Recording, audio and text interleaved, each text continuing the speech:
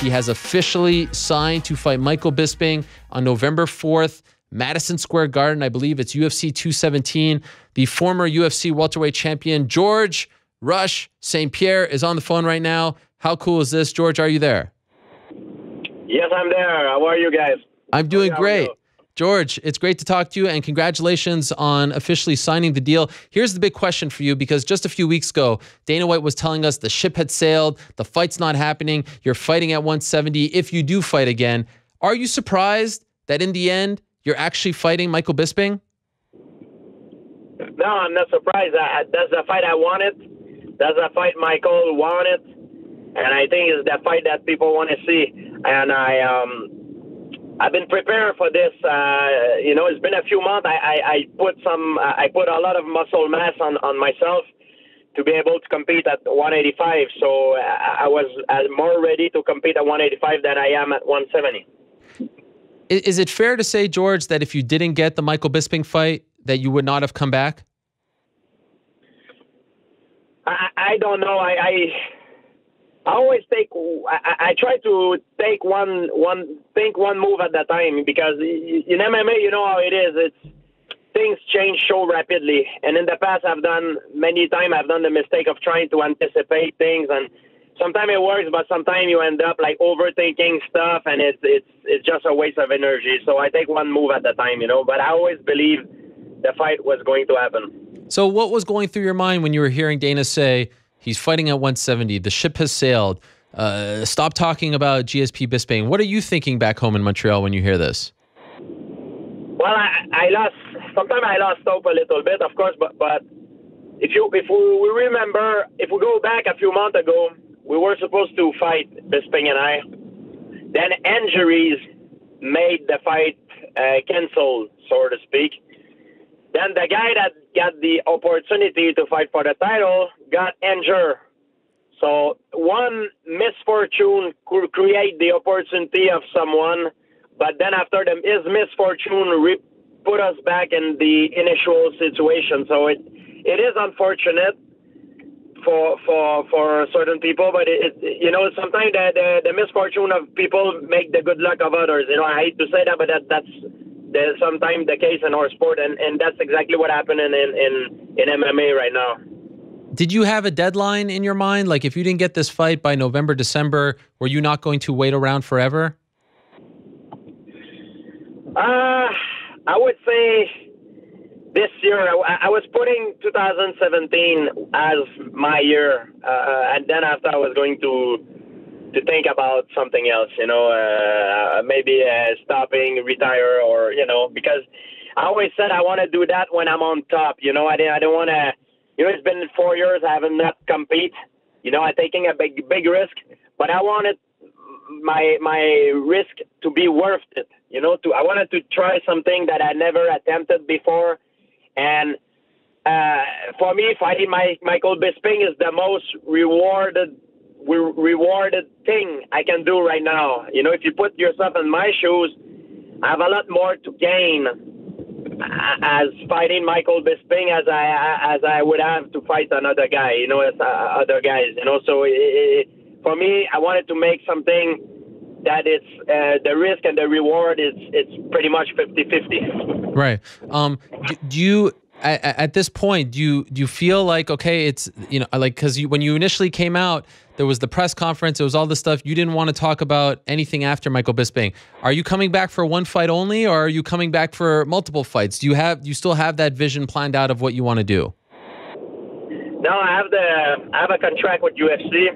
They signed me for a few fights, and I have to defend my title. It's written in my contract. I have to defend my title if I win. And also, I think it's Whittaker gonna be the guy that gonna have the other fight after when I beat Bisping is gonna be the guy that I'm gonna fight next, unless something happens, and it's the case very often. Things happen, you never know in advance. But if we follow the logic, that's what UFC told me. That's what they signed me for. Wow. So when you did that press conference in March, you didn't really want to talk about what would come after this fight, but you're saying here that if you win on November 4th, you have to fight Robert Whittaker to unify the middleweight titles, correct? Yes. That wasn't my initial plan, but I understand the UFC point of view. They want to protect their title. They don't want people to jump and delay the defense of their title, because there's a lot of people waiting. And I understand that. I'm a fighter myself. I understand. I don't want to make people wait. And you know, this year has been very unfortunate. You know, the 185 title have not been defended so far. So I'll be the first one to fight Bisping for the title this year. It's been a long time, and I understand why people are angry. So when you say that, because yes, it actually somewhat bothers me that like the return of George St-Pierre should be a massive deal. This is one of the greatest fighters in the history of the sport, top 5, if not top 3, right? If not number 1. And when the fight was finally announced, because of how long it has taken with the press conference and Dana saying it's off, it's on, it's off, it's on, everything, people are like, okay, all right, well, like, they don't even know what to think. Have you received those comments, and does that bother you that people aren't 100% excited for your return? I think most people are excited. You just hear the negative people, because they're the ones that make the more noise. The people that are happy, they're excited. But most of the people that make the noise, unfortunately, are the angry people. They're the people that make the most noise. So if you look at any athlete, you go on social media, look at any athlete Facebook page or whoever. There is always more negative, maybe not more, but there's a lot of negative comments all the time, especially in MMA. It's a sport of trash talk. It's a sport that people like to talk tough. Even though they're not really tough, a lot of them, they're hiding behind a computer, but they like to talk tough, you know? And that's the case. If you look on my social media, sometimes I went to see the other day, I was laughing. Some guys, they're threatening to beat me up like some normal civilian that never did any martial art probably in their life. They just make me laugh a little bit. It's my God. Unfortunately, that's where the sport is right now. Beat you up for what? Well, it's because they say I'm outdated. The sport has changed since then, and blah blah blah. I should not go back and whatever. I mean, it's my life. It's my choice. Sure. I would not have gone back if I would think I'm not a better version than what I was when I left off. So I guess the only way to find out is going to be in New York City, November 4th. Do you wish that it was all kind of done differently, that they didn't do the press conference before the fight was official and you were healthy and things like that? Do you feel like because it took so long for this to happen, that's why some people may feel this way?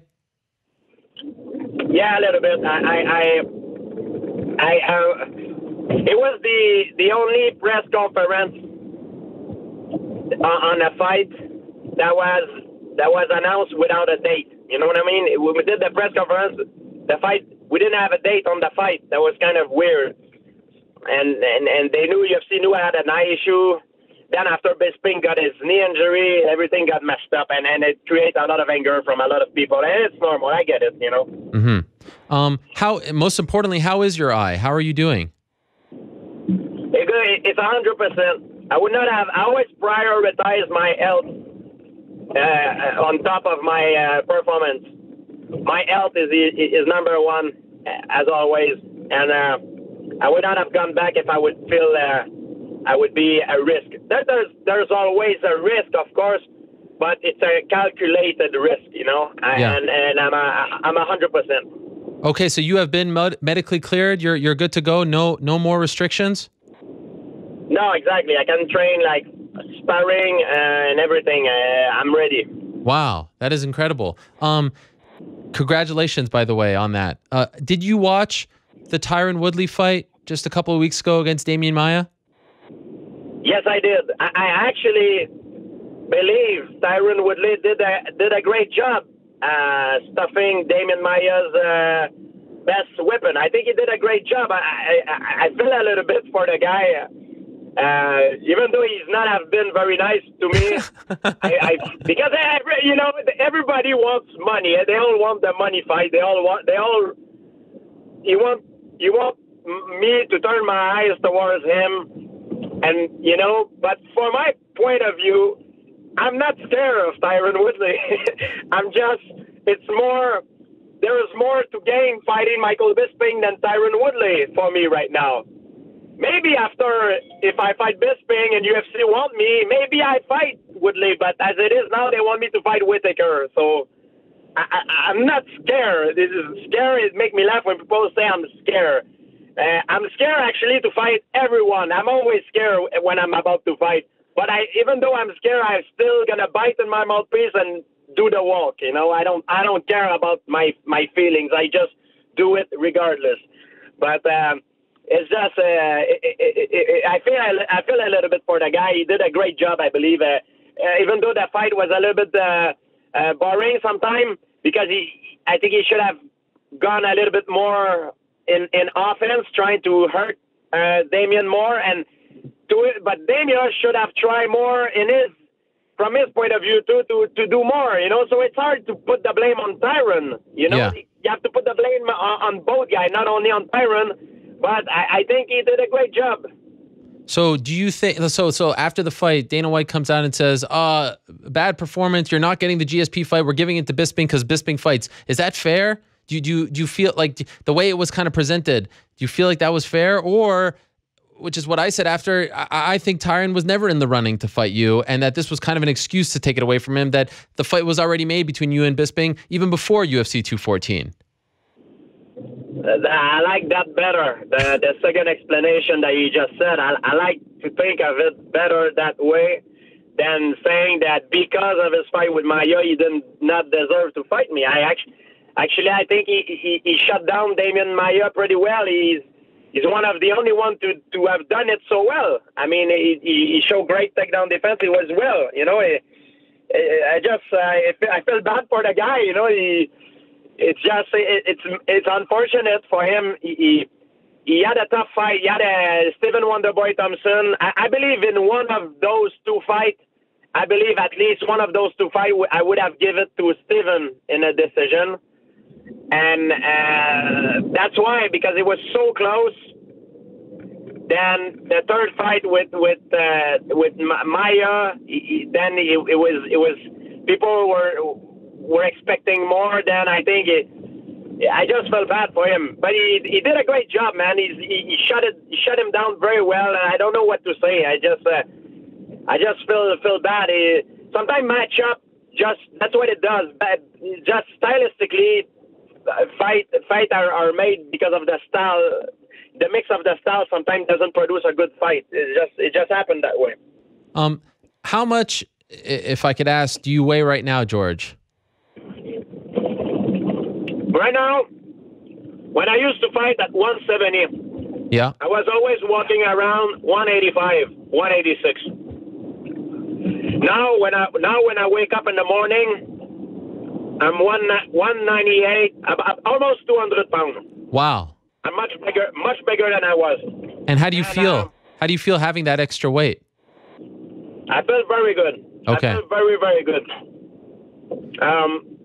I feel extremely good, and I feel I've done this through a diet. I hire a dietitian. I follow a diet, and it happened very rapidly. In like a month and a half, I gained about 10 pounds. It was very fast. I was very surprised because I didn't believe it was going to work that good. And yeah, it's just the way I eat. It's the first time in my life. Normally I eat a lot of bad food, but now I watch what I eat, and it made a big difference. How much do you expect to weigh on November 4th when you're in the cage about to fight Michael Bisping? I should be around 200 pounds. Wow, okay. So you're not worried about size difference? No, Michael Bisping is going to be bigger than me for sure. Uh-huh. But no problem. My skill will make the difference in that fight. I believe skills always beat size. Do you believe that this will be the toughest fight of your career? Oh, yes, it will be tough. Michael is a very courageous man. He always come forward. He never back down. He's mentally very tough. Because I've fought a lot of guys in the past that during the fight I could see a mental shift in their mind. They were accepting the defeat. They knew they were going to lose before the end of the fight, and they were fighting to not get beat up too much instead of fighting to win. So when that occurred, on my side, I was fighting to win, but it's hard because you know that if you're exposing yourself, you're going too much with offense. It exposes you to a useless opening to get beat up, you know. So, and one thing I can blame myself on in the past is I was overthinking a little bit too much. So now the way I made my training to be more opportunist, to be more angry on the finish. Oh, okay. So you want to go for you're going to try to go for the finish more? You're going to be more aggressive? Yes, I've trained a lot of things. I'm going to be more there to hurt guys and to go for the finish, to submit, to break, to go for the break. You know what I mean? Go for the knockout or go for the break, you know, if I have a submission until he tap. And then I'm going to be more opportunist. Wow. So are you saying in the past you didn't feel like you did that? I felt like sometime, even though when you're winning a fight, it's up to the guy who's losing to open up and create opportunity. You know, it's like a chess game. It's up to him. But if he doesn't open up, you keep doing what you do well to win the fight, you know, you're winning. So you don't really necessarily change. You change a little bit, but you cannot make a stupid risk. That's the art of fighting. You know what I mean? That's how it is. But now I feel like the way I for my training that I've been approaching my training the last few years, I develop more skills to finish instead of skills for taking some good position and taking advantage of certain situation and position. Now I'm more going for the finish. Wow. And are you still sticking to the idea, like you told us last time, that if you lose, you are going to retire? Like your first loss, you're done? Yeah, I believe if I lose, I'm finished. You never say for sure. You know, it's always how it's done and how it will be. But I probably, if I lose, I think I'm finished. But I do not expect to lose. Of course. I do expect to win and to be there for a few more. How many more years do you want to do this for? I think I'm 36, maybe until I'm 39. At 40, my 40th birthday will be celebrated in peace. Oh, wow. That is great. GSP, we have, and before I let you go, we have this photo here on the set. You can't see it, but it's a very famous photo, I think, and it says a lot just in the picture. It was taken by our photographer, the great Esther Lynn, and it's you after the Johnny Hendricks fight, sitting at the press conference, and your face is all cut up, and there's kind of like a confused look on your face, and that's when you told us that you wanted to take a break. That guy there, did you think that you would ever fight again? Like, is there a part of you still that is surprised that you're back 4 years later? Or did you always think that you would come back? I knew I was going to come back if things would have changed. And things has changed during that time. Like drug testing? Exactly. Okay. And what about with the sponsorship? What's going to happen with that? Are you going to wear Reebok? Yeah, it's going to be like a little bit like, for example, Tom Brady in NFL. He's sponsored by Under Armour, but he's going to wear Nike for the game. But after he's still with Under Armour, and I think it's going to be the same. Okay, so no problems there, though. No. Are you surprised to see what has happened to Johnny Hendricks, George? I feel bad for him. I never want to attack an individual when it's not my style. I never want to attack someone when he's down in his life, and it's unfortunate things doesn't go his way. I don't want to accuse nobody of doing anything. It's just I wanted to change the system. That's why I did that to UFC. I didn't want to to make the UFC look bad when I came out with those comments. I wanted to elevate the UFC to make it a higher sport, and I'm glad they did it, and I'm very happy they took a good initiative with USADA to clean up a lot of the sport. You've seen in the last few weeks, few months, few years, since USADA is there, a lot of things have changed. A lot of things have changed. I've said it a lot in the past. A lot of people thought I was crazy. I was paranoid, but now I'm glad they have done it. But it's still a lot more to do. And now that you're active again, now that you're back, will you continue that conversation about the association? Do you want to keep that going, or are you going to put that on the side while you return to fighting? Well, now I'm focusing on the fight right now. That's my main goal. Michael Bisping, November 4. Okay. Are you going to do anything differently in training because you're fighting at middleweight? Are you going to travel anywhere? Are you going to stay at TriStar? I'm traveling too. I'm training. I'm going to train with a lot of different guys. But when I get closer to the fight, I'm probably going to be more in Montreal. Okay. And last thing for you, George, I feel like I have to ask because it's on everyone's mind. Do you have any interest in watching Conor McGregor fight Floyd Mayweather? And if so, do you think Conor is going to win? I heard Conor McGregor look extremely good in training in his sparring. I heard he looked amazingly good. But if you ask me who will win, it's hard to go against Mayweather. He's the greatest boxer of our era. He's amazing. I mean, and he's fighting a guy who's boxing. He has an amazing boxing, Conor, but it's not his main area of expertise. Mm-hmm. So it's hard to go against Mayweather. But my heart is with Conor. I hope he will do well. Are you going to watch it? Yes, of course. I will be there. You're going to the fight? Yes, I will go to the fight. I have to do some promotion for my fight against Bisping November 4. And are you still hoping to fight Conor at some point? I don't know. I'm focused on Bisping now. I